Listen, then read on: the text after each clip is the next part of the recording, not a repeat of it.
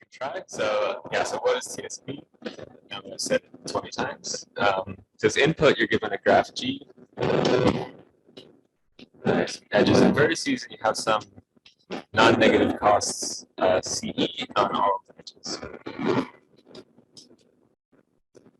And sort of the classic desired output is a minimum cost Hamiltonian cycle. And you assume that the costs obey the triangle actually here. So what's easier to work with is actually outputs minimum costs.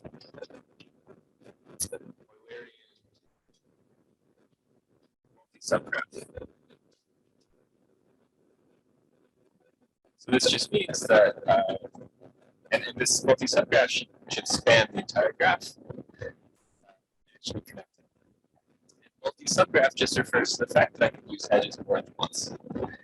And so if I give you an Eulerian multi-subgraph, you can kind of use the fact that the edges obey the triangular inequality to obtain an actual Hamiltonian cycle that costs no more than multi-subgraph. Okay, so this is the problem I'll be working with. So TSP is NPR. So we like to study approximation algorithms. There's some sort of known lower and upper bounds.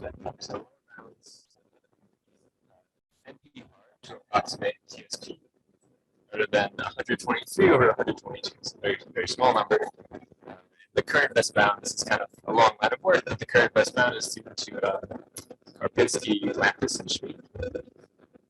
In terms of upper bounds, the best known approximation was 3 halves. This is by Christodes-Serdyukov.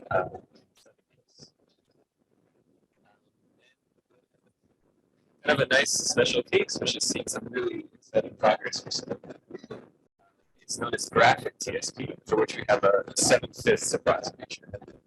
And graphic TSP just means that in this graph that I give you, all of the costs are mean. Very natural special case. Here we have a 7/5 approximation, and this was work started off by Oveis Gharan, Saberi, and Singh, who gave a 3 halves minus epsilon approximation. And this was improved to something significant by Molke and Svensson, but then subsequently improved by Mucha and actually and it's kind of a 2010 to 2012. So, what's the main thing I'm going to tell you today? Is that there exists monomial time randomized algorithm which outputs a TSP solution. Costs, expected costs. Most 3 halves minus epsilon times the cost of x, where x is an optimal solution to the sort of natural linear programming realization for TSP, which is called the subtour linear program. And so, because the cost of x is bound on the cost of opt, this gives a 3 halves minus epsilon approximation. But it also gives us, it implies that the integrality gap of this subtour polytope, which I'm going to denote P, it's at most this 3 halves.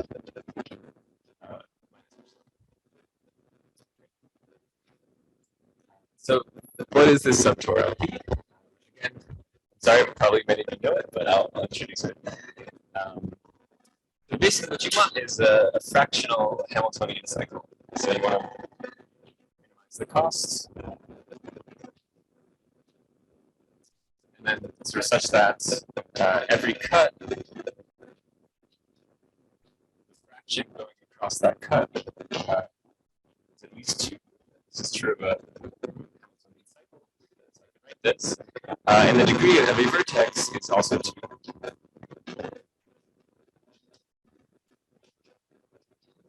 It should be non-negative, of course. Okay.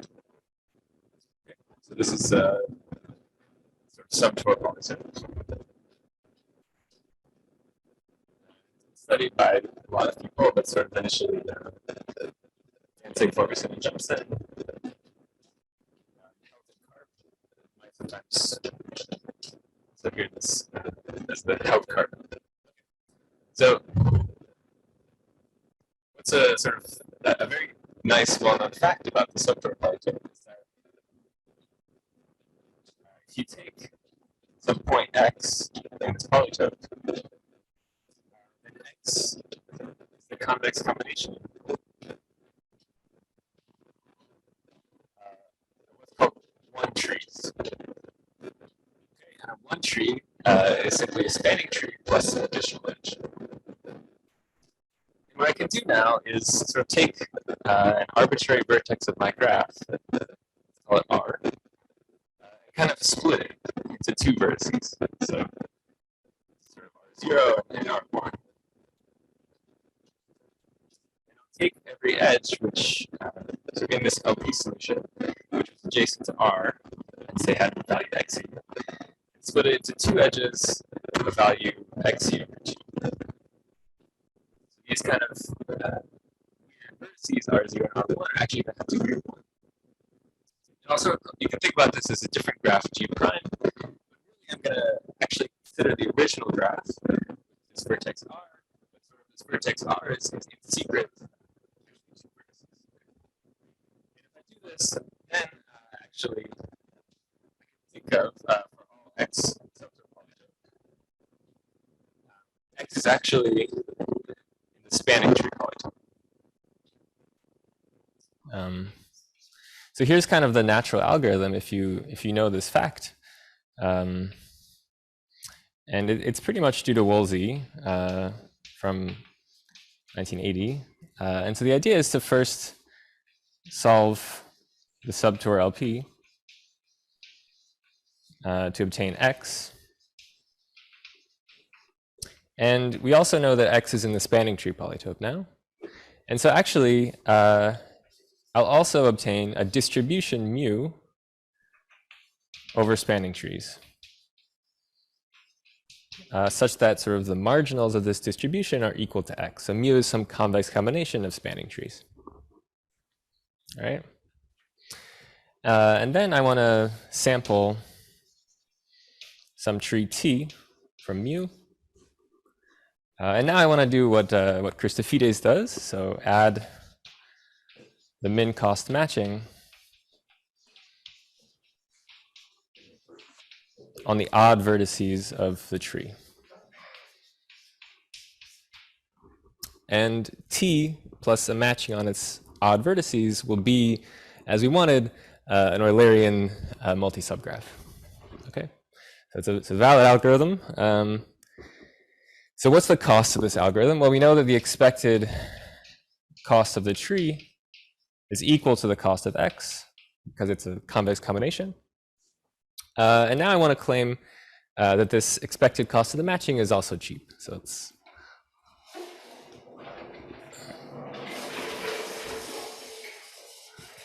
okay. Good. All right. So claim. And actually, we don't even need an expectation. The cost of the matching is always at most half of the cost of x. So what's the proof of this? It essentially follows from the fact that the T-join polytope has an integrality gap of 1. So what's the T-join polytope? Sort of you want to minimize the cost, and then you want to make sure that the sum of the YE across all cuts which have an odd intersection with the edges of the tree is at least 1. I sort of want to cover all the cuts which have an odd number of edges in the tree. And then also y should be non-negative. So this is sort of the T-join polytope. And actually, this polytope is specific to the tree T. So this T is kind of a variable. Okay. And so this fact that this has an integrality gap of 1 says that if we have a point y in the T-join polytope, then there exists a matching on the odd vertices of T of cost at most the cost of y. Because the integral solutions to this are basically in the form of integral matchings on the odd vertices of the tree. So now how do we use this? Well, if you look at sort of the TSP LP, the subtour LP, clearly x over 2 is in the T-join polytope. So this implies the lemma, because half of x is going to cost half of x. Okay, good. So here we can sort of say this is also at most cost of x over 2, and so this is a 3/2 approximation. And so we just want to do a little bit better than this. But it turns out that if I use an arbitrary convex combination over trees, if I don't have any conditions on this mu, then actually I can't do better than this. And 3/2 is the best you can do. So we need to do something more interesting. We need to have a sort of non-trivial convex combination of trees. And so what we want to use is so-called lambda uniform trees, tree distributions. So a distribution mu over trees is lambda uniform if there exists a vector lambda, non-negative vector of all the edges, such that the probability, and I'll call this mu of lambda because we have this vector lambda, the probability over trees sampled from mu lambda of picking a particular spanning tree T is equal to the product of the lambda e's in that tree's edge set. So for example, I could write a distribution like this, and this will induce a distribution over spanning trees. So this spanning tree will have probability 1/3. This spanning tree will have probability 1/2. And finally, this spanning tree will have probability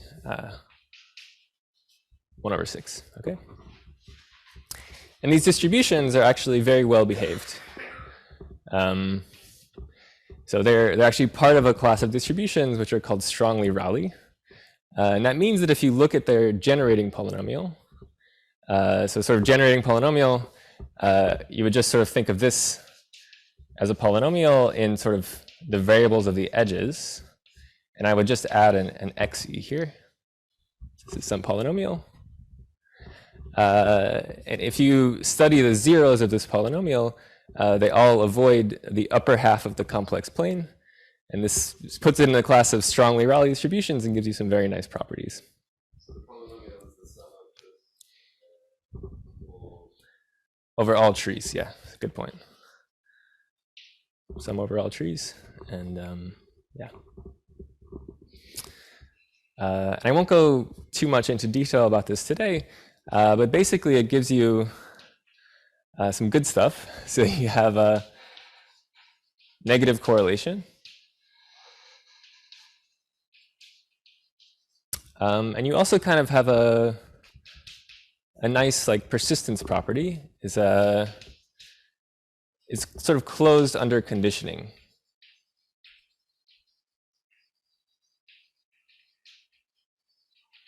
So if I condition one of my edges to be in the tree, the resulting distribution is still strongly Raleigh.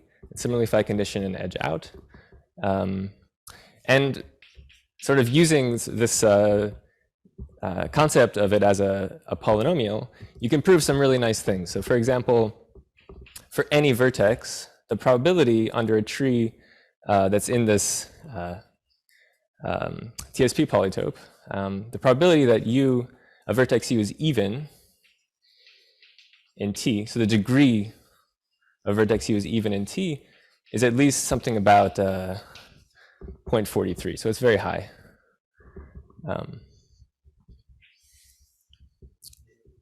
Yeah.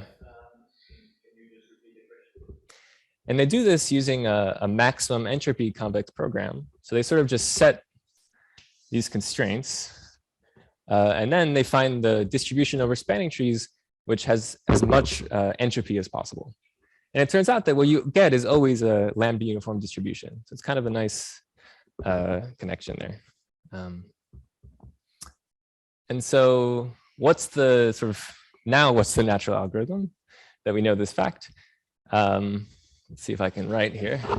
And so this natural algorithm is sort of studied by this paper, as well as by the Oveis Gharan, Saberi, and Singh paper from 2010. And what they do is they just replace this arbitrary mu by mu of lambda. And this is the algorithm that beats 3/2.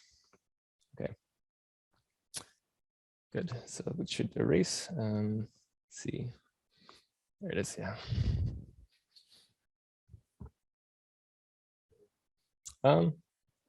It's okay. I'll erase this one.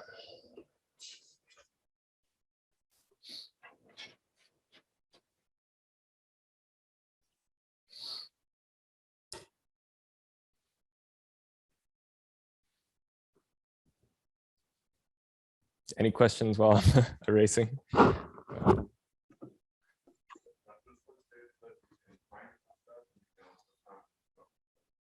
Yes. So the question is whether you can find lambdas and sample from the distribution. And this is true. You can, given a lambda uniform tree distribution, you can sample from it in polynomial time. Yeah. And Nathan, how do you prove the 0.43 lower bound? Yeah.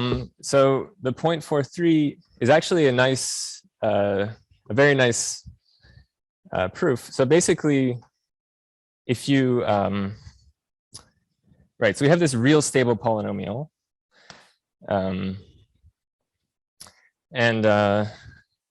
Now if you sort of specialize it by fixing a vertex and fixing the edges around that vertex, you have a univariate polynomial. I can kind of replace all of these edges with just one variable because I only kind of care about one thing. And so it shouldn't surprise you that that polynomial is real rooted, because sort of real stability is some kind of generalization of real rootedness. But now you just have a real rooted polynomial.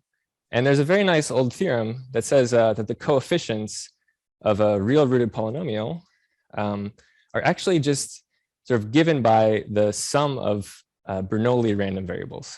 So I can kind of write this sequence of coefficients as just a sum of Bernoullis and the probability that they're sort of equal to 1, 2, 3, and so on.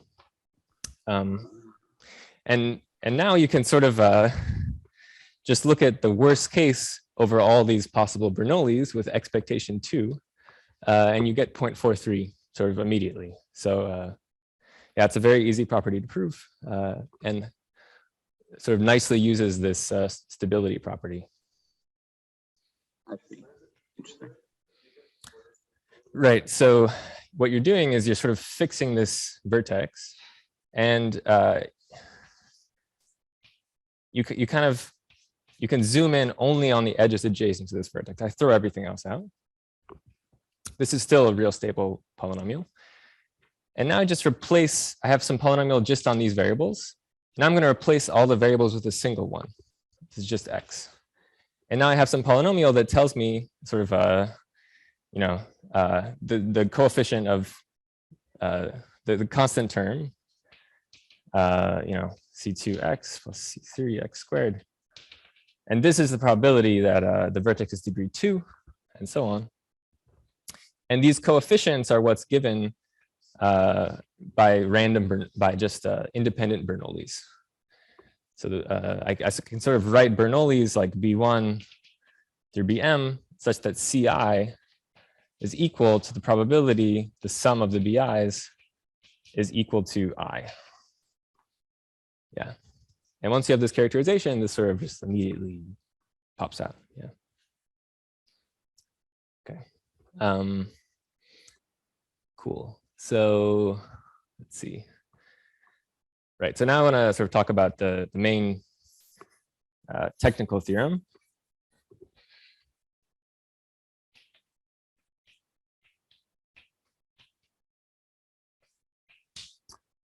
Okay, so we'll prove that there exists a function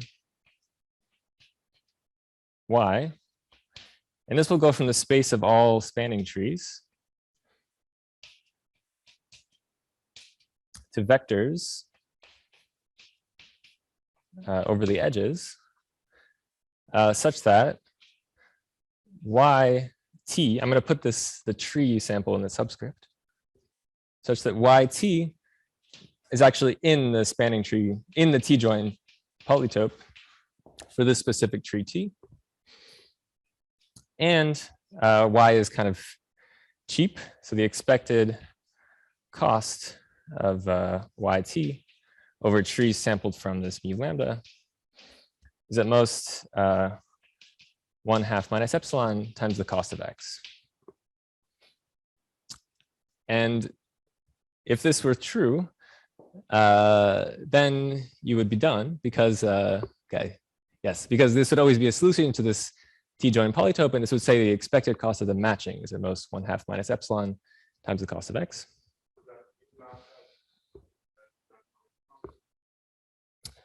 This is coming from the algorithm. So this is this lambda uniform distribution, yeah.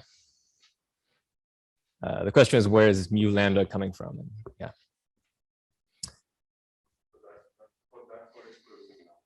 Yes, it's for this particular mu lambda, yeah. Okay, so the approach to this theorem, to proving this, is going to be to kind of look at the small cuts of x. I'm going to give you an example solution to the LP. So these edges have value 1. These edges have value 1/2. And so this is going to be a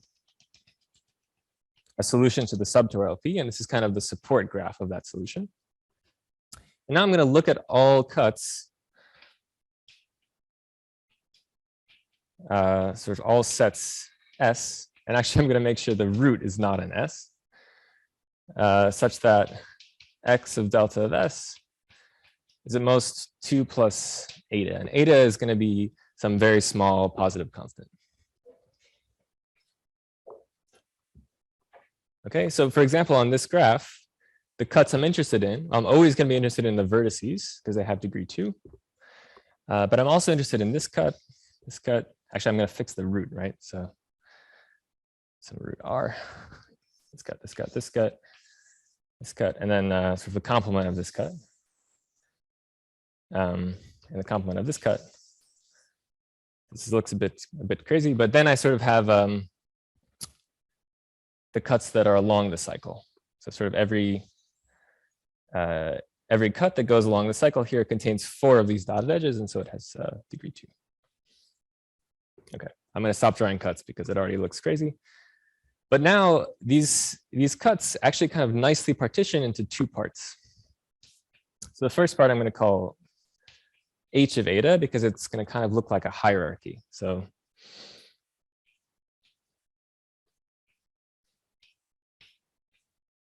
it's root, and it's a rooted hierarchy.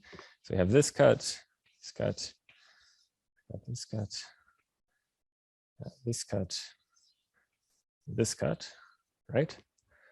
And this is the set of cuts that are not crossed.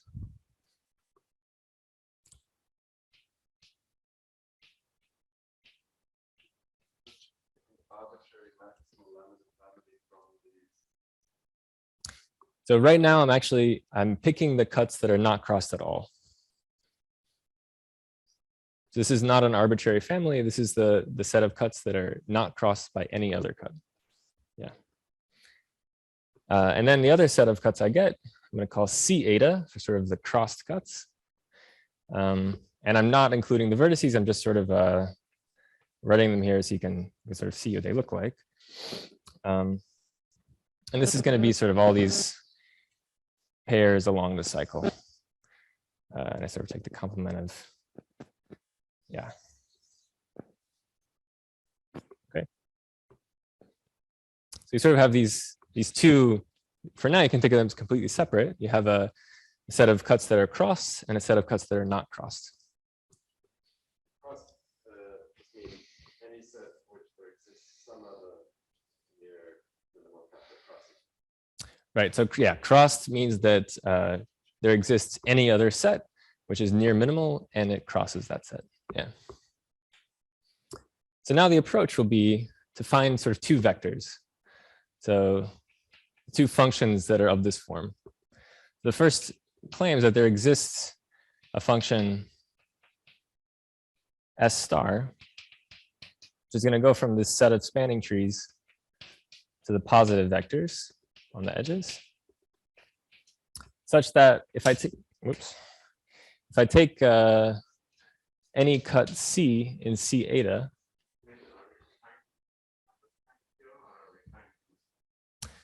I'm trying to, okay, so in terms of using the theorem, if this theorem is true, then I claim we're done. Does that make sense already? Or no, okay, so, right, so if this theorem is true, then it says that the expected cost of this vector is at most 1/2 minus epsilon times the cost of x. And this vector, I can plug it into the T-joint polytope, and it tells me there exists a matching of cost at most 1/2 minus epsilon times the cost of x for this specific tree. And now I'm taking the expectation over my sampled tree. And so that actually says that the expected cost of the minimum cost matching can be at most 1/2 minus epsilon times the cost of x. And this isn't, so none of this has to do with the algorithm, because all we're doing is saying there exists some cheap matching, and the algorithm finds the minimum cost matching. So one of the ways this analysis kind of loses is I'm just sort of, trying to find a cheap solution to this LP. I'm not finding the optimal one. Does that make sense? And now what I'm trying to do here is show you a sketch of how this theorem is proved. Yeah. So the first thing we do is sort of take care of this C eta, this set of crossed cuts. And we're going to do it in this way. So there's a function S star, such that for every cut, yeah. Right. Right, so the question is kind of what's crossing. And so you say that two sets cross. So say S and T cross if each of these things that I'm drawing is non-empty. So S is not a subset of T is not a subset of S. There's something in the intersection, and they actually don't cover the whole space if you take their union. And so now if I look at the set of cuts here, I will throw the cut in C eta if there's any other cut of value less than 2 plus eta, which crosses that cut. Does that make sense? Yeah. So sort of in this toy example, this is actually exactly the families we'll get. Yeah. Right. So let's see. Right. So this is the claim, and such that for all cuts in C eta, if delta of C intersect the tree is odd. So basically, if this cut has a constraint in the T-joint polytope, then this function will sort of do something nice for that cut. So then S star sub T of delta of C will be at least eta over 4. So I'll kind of boost the value of this cut.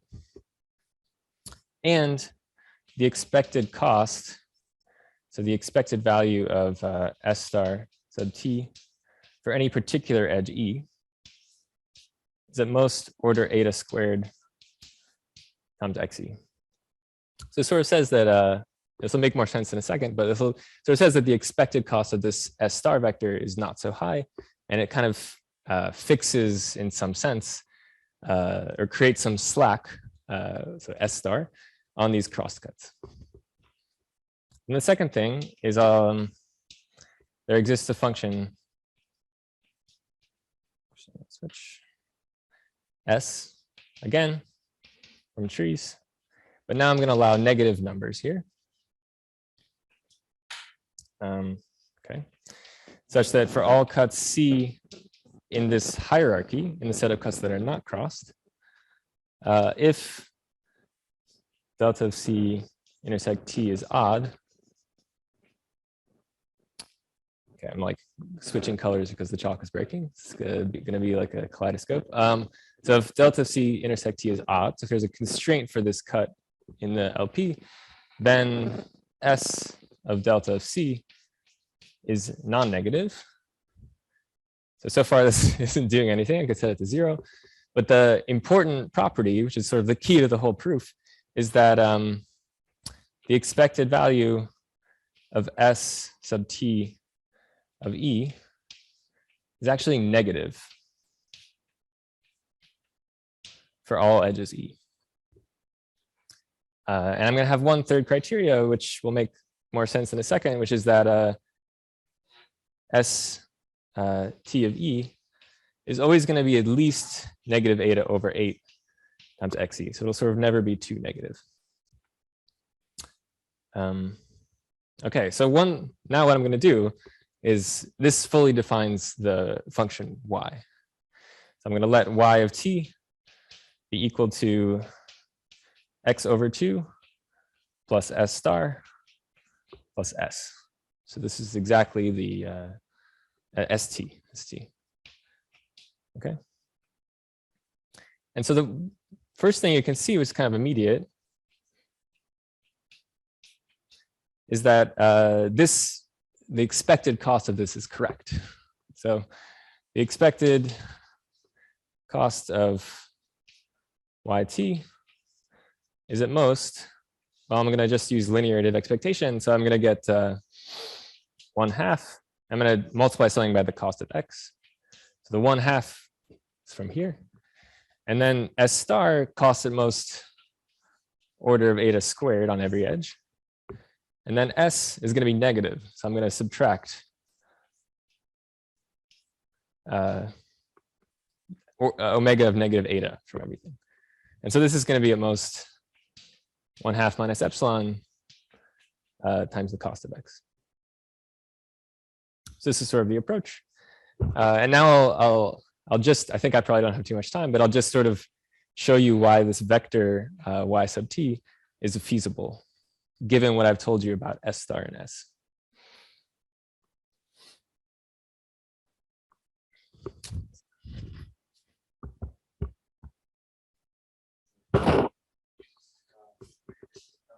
Sure, yeah.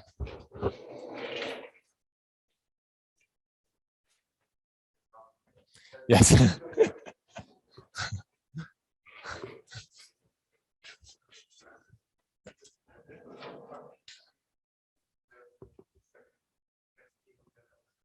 Sorry?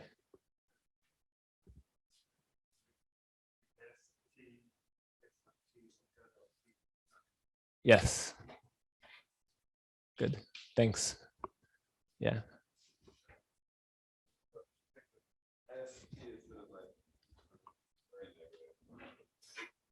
Yes. But it doesn't screw up the odd cuts of the hierarchy.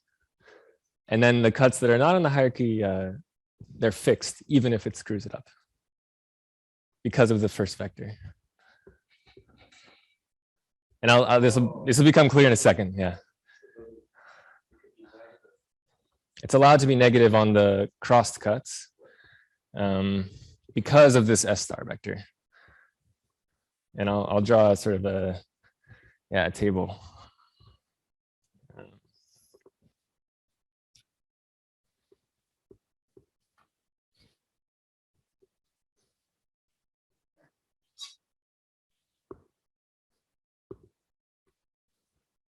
Okay.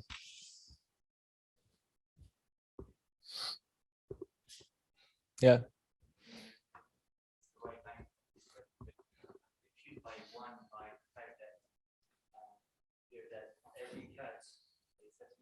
Eta, it's proportional to eta, and then that the total edge is only proportional to that squared.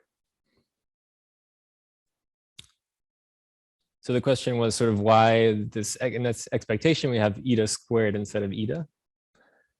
And the idea is because the cuts are crossed, it's going to be sort of easy actually to satisfy them.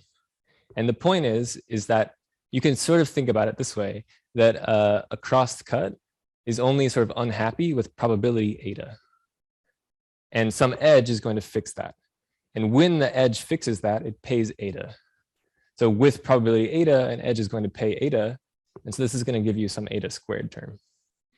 And it's actually very crucial because if this eta squared was an eta, I would get nothing. So it's sort of very crucial that this S star vector is extremely cheap, proportional to eta squared and not eta. Does that make sense? Okay, sounds good. Yeah, sorry if I didn't. So, okay. Does this say that every, like if you do the computation check that these are consistent, it's not easy to see. So like, I'm about to do it actually. Yeah. I think so. Right. So now we're going to have sort of, we're going to just make sure that these vectors do what we want them to. So the claim is that YT is going to be in the T-join polytope for this tree T. So here's a table. So the only cuts I care about are the odd cuts of the tree because every other cut has no constraint in this T-join polytope. So the odd cut C. And then we're going to have sort of three types. So the first type is that C is in this H of eta set. Second type is C is in this C of eta set. And the final type is that X of delta of C is at least 2 plus eta. So it doesn't appear in the small cuts. And now I'll just subtract the value of these vectors. So we have S star, and we have S, and then we have Y. And I'll actually say ST. And what we need for this point to be feasible is for all of these things to have at least 1 in the Y. That's the polytope. So, okay, so let's check for an odd cut C. If C is in H of eta, I'm just going to use that S star is non-negative. So this is at least 0. This is an easy case. So S, if the cut is odd and it's in the hierarchy, S is at least 0. Okay, and so now this is just sort of all I'm doing is Y is X over 2. So this is, of course, at least 1. Now this second vector, if it's odd and it's crossed, I'm getting a boost from S star. This is at least eta over 4 from S star. And this one, what I'm going to use is this sort of strange condition I said, which is that this third condition that ST of E is always at least negative eta over 8 times XE. Okay, this is at least negative eta over 8 times X of delta of C. And now if I just sort of add these up, I'm going to get 1/2, at least 1/2 minus eta over 8 times X of delta of S plus eta over 4 delta C. Thanks. And you can see that this is minimized when X of delta of C is minimized at 2. And so this is at least 1. And the final case, I'm just going to again use non-negativity here. I'm going to use this same bound here. And now all I get is I don't get this eta over 4 term, but it turns out to be enough because, again, I haven't moved my slack very much. So I just get 1/2 minus eta over 8. And now I know this cut is large, so I get 2 plus eta. And since eta is small, this is true. Okay, so that that shows you that if we can construct these vectors, these functions S star and S, then we would be done. In 1 and 2, when you say expectation of S star T or something, Yeah. that's from every E. It's for every E. Yes. Yeah, exactly. Yeah. Yeah. Let's see how much time I have.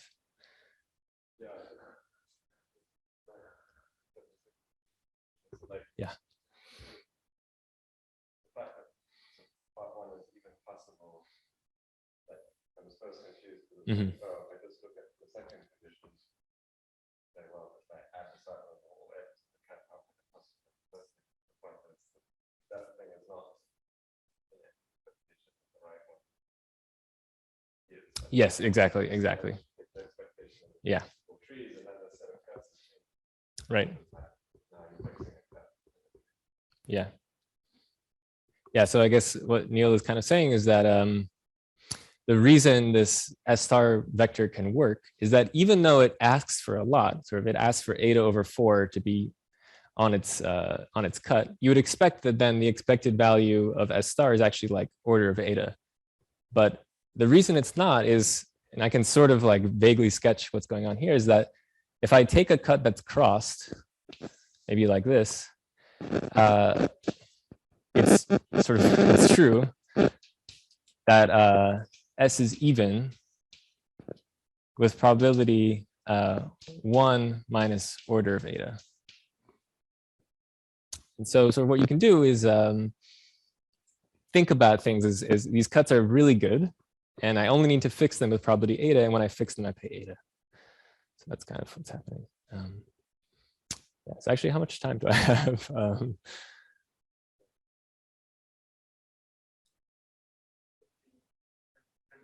10 minutes. Okay, good. Okay, let's see. I'll just kind of tell you what's going on, because I don't have too much time now. So the first, this first function, okay, maybe I'll write down. I'll write here. It's fine.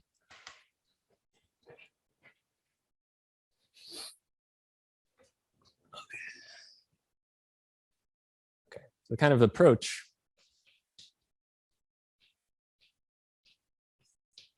is I want to construct S star using the structure of crossed cuts. This is,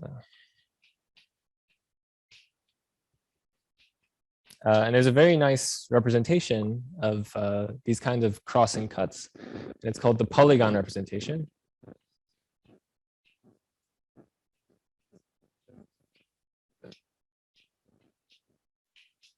It's a long word. And this is due to Banksar and Gomez. And let's see, very informally speaking, the Polygon representation, it tells you that if you take a component of crossing cuts, you can pretty much arrange your vertices of the graph along a cycle of so-called atoms. So these are sort of atoms,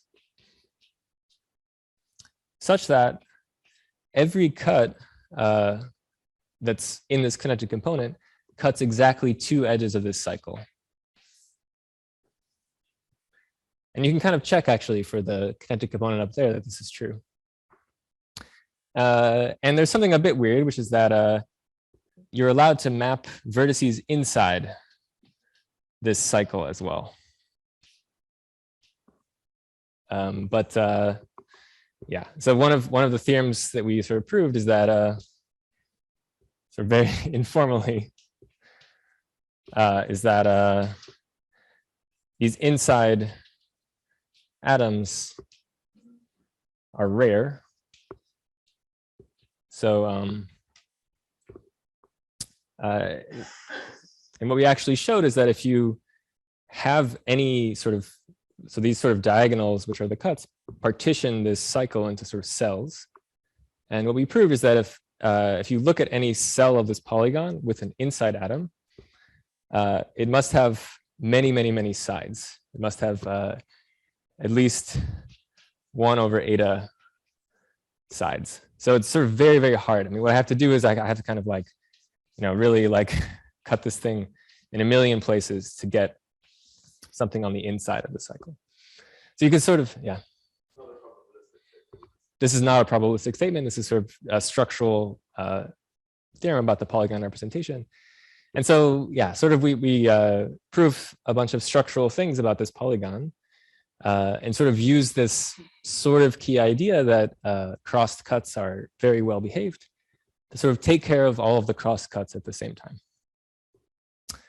And that's actually all I'm going to say about S star for now, unless there are questions.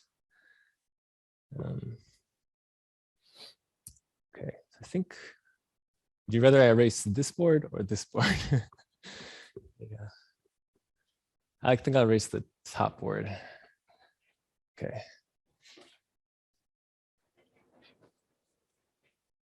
So I'm going to tell you now is just a very simple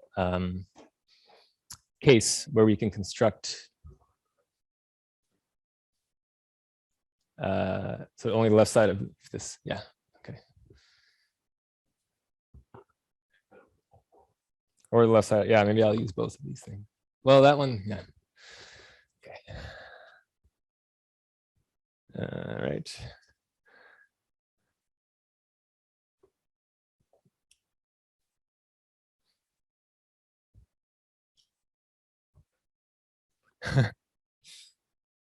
Sorry, this thing.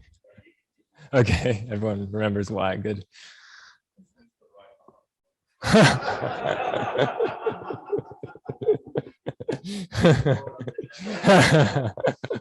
Yeah. Oh, thank you. Yeah, it's a very nice audience.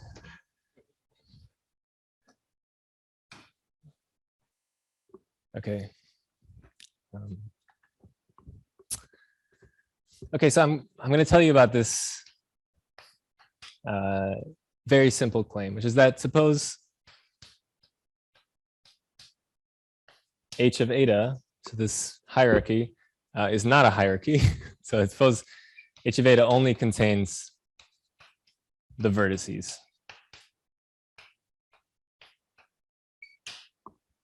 So this is the simplest hierarchy you can have, because obviously the vertices are always in it. Then I claim S exists. Right. So so what's the idea? So first,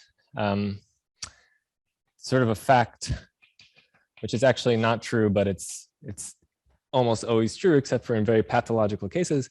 The fact is that let U and V be any two vertices.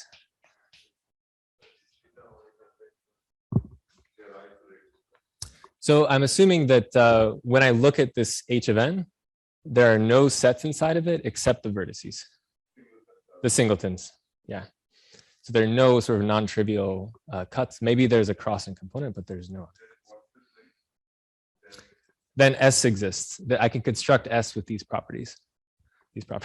Yeah. Okay. So, right. So the sort of fact, which we'll assume is true, it's almost always true, is let U and V be two vertices, then the probability over T sampled from these lambda uniform distributions that U, the degree of U and V is even in T is at least some constant P. Okay. This is kind of the property I was telling Michelle, is that sort of I can fix any two vertices and they should both be even at the same time with constant probability. And this sort of heavily uses like strongly Rayleigh distributions, and you sort of need generalizations of this fact to prove for more complicated hierarchies. But so now what are we going to do? I'm just going to construct S. It's going to be very simple. So I'm going to let ST of E, it's going to be equal to negative eta over 8. So for an edge E equals UV.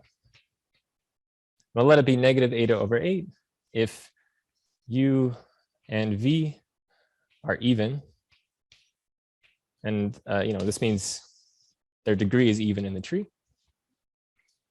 and 0 otherwise.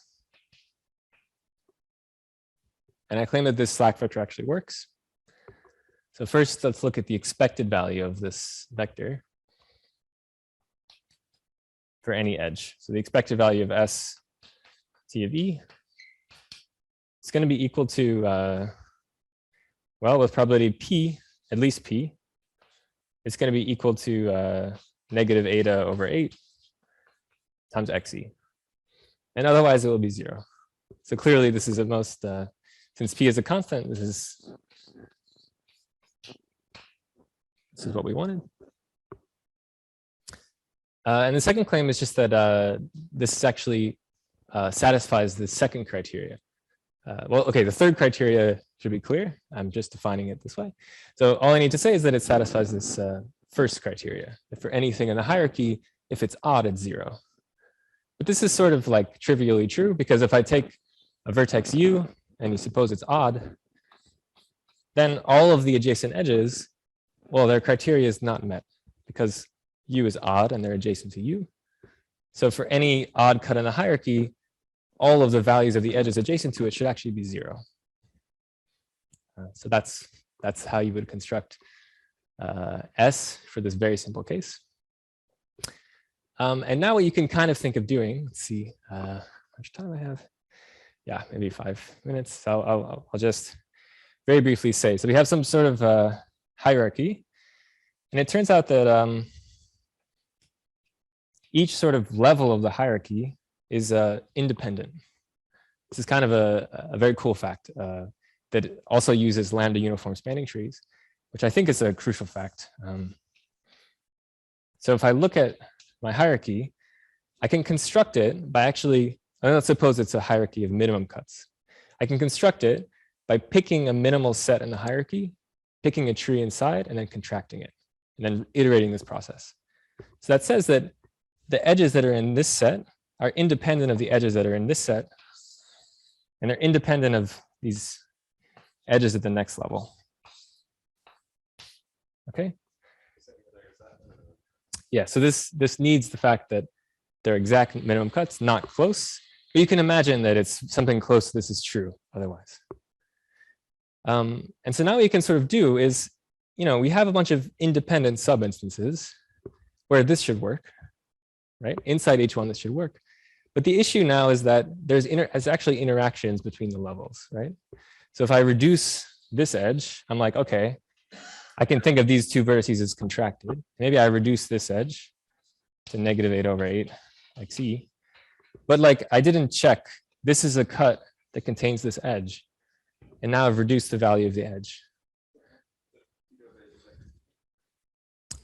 Yeah, you're right. Thanks. Yeah, good. So what you have to do is unfortunately, there's some interaction between the levels. But what we sort of end up doing is we find an edge at the lower level that will fix this cut if something higher up messes it up. So I'll sort of increase this by eta over 8 xe. So sort of suppose this cut was odd and this reduced. Then I would increase this edge to make up for the reduction of an edge going higher. And so it's basically a very, very, very complicated induction argument to construct S. And it uses sort of a whole range of properties of these lambda uniform trees. Any questions about the sort of sketch? Or is it... Good. So I'll just end with a few open problems that I like.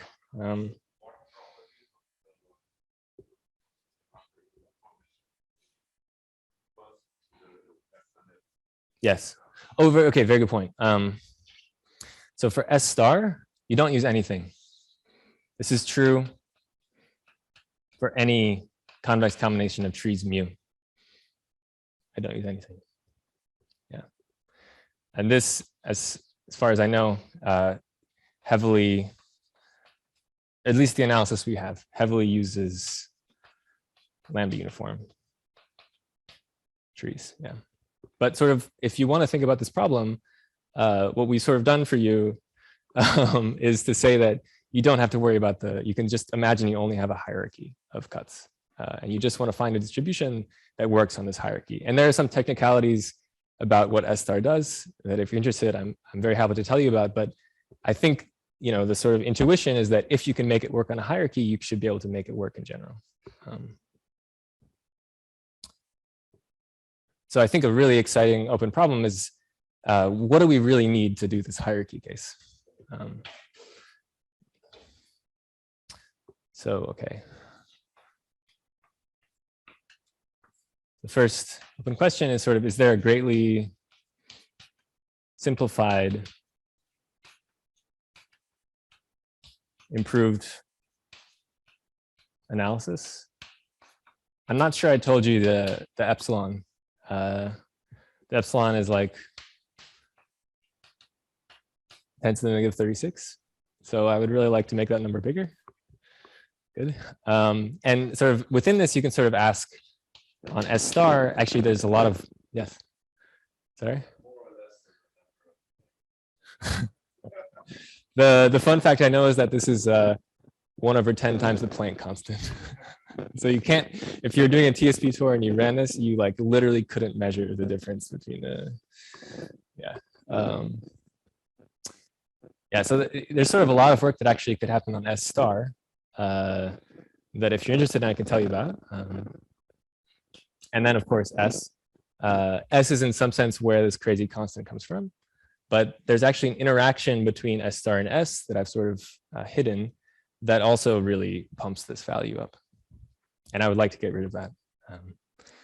And the second open problem I'll mention is that, is there a 4/3 approximation for the half integral case? So this is when all edges, you solve the LP and all edges are either 0, 1/2, or 1. And so this is really like TSP on a 4 regular graph. And one really nice thing about this problem is that there's no S star vector in some sense, because these edges are also big, that you get a lot of structure. Yeah.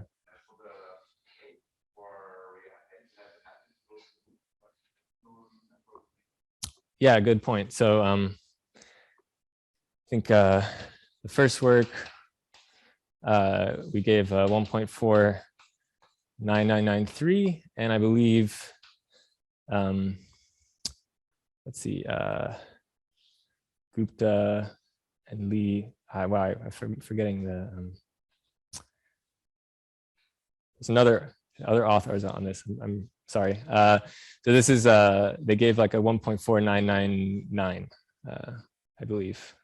Might be slightly better than this. And what's cool is this one uses max entropy trees, but this actually uses a matroid-based sort of algorithm, which is based on a work by Haradan and Alanta Newman, and it sort of combines the sort of charging scheme from here and some kind of algorithmic ideas from this paper. So yeah, I mean, even getting 1.45 or something would be, I think, very cool. So yeah, thanks.